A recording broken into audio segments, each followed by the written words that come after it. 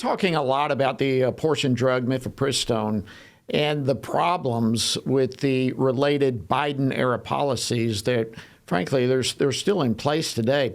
Well, FDA Commissioner Marty Makary, he is maintaining that he has no plans to limit access to this abortion drug, but he also says that he's going to listen to those who have concerns, and then he'll make decisions based on what they think is the right thing to do. Well, FDA, Dr. Makary, listen up. We here at the Family Research Council have a message for you. And with me now to unpack that is Mary Szoch. She's the director of the Center for Human Dignity here at the Family Research Council. Mary, welcome back to the program. Always an honor to have you. Thanks so much for having me, Jody. It's great to be here. Okay, so first, let's talk about, and I know we've had these conversations before, but some of our listeners may not be familiar or may not remember. Let's talk about some of the dangers of the abortion drug mifepristone. Of course, it kills babies, but it also harms women, right?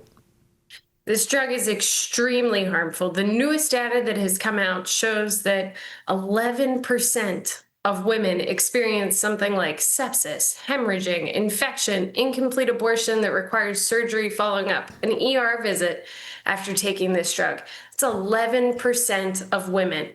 It's shockingly high. This drug is dangerous for women, not to mention the fact that the way it is being dispensed right now through the mail without any in-person visit from a medical professional, even a medical professional, let alone someone who's an OBGYN. This allows this drug to be a murder weapon for abusive men or women. It has been abused by abusive husbands, using it to drug their wives' drinks and try to induce an abortion, and by abusive parents who have forced their teenage daughter, a mother forced her teenage daughter into taking this drug. So this drug is extremely dangerous, and it should not be approved by the FDA. Wow. So there are a couple of main actions that we're calling on the Trump administration to take. So let's start with the first one, which is the FDA safety standards. Can you unpack that for us? Sure. Well, as I said, this drug should not have ever been approved by the FDA, and it was only approved because of a politically motivated process. So the first thing that we're calling for is for the FDA to completely re-examine the approval of mifepristone. Women and unborn children will not be safe from this drug until that approval is revoked. But in the meantime, we're asking the FDA to reinstate the original 2000 safety precautions for the drug and to strengthen those by including an ultrasound requirement. The ultrasound requirement would allow the pregnancy to be accurately dated. 40%, almost 40% of pregnancies are redated using ultrasound because the LMP method of dating pregnancies is not accurate usually.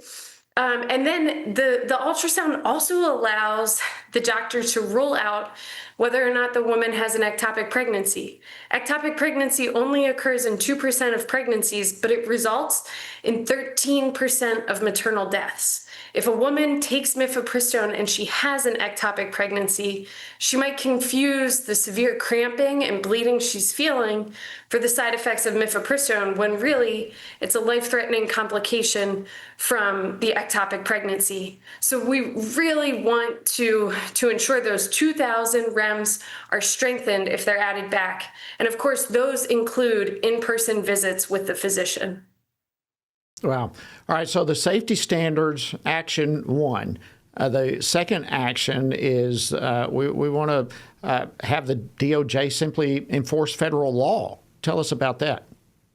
The Comstock Act very clearly states that no abortion-inducing object or drug may be sent through the mail. It's written right there in federal law. The Biden administration looked at that and they said, we will only enforce that as narrowly as possible.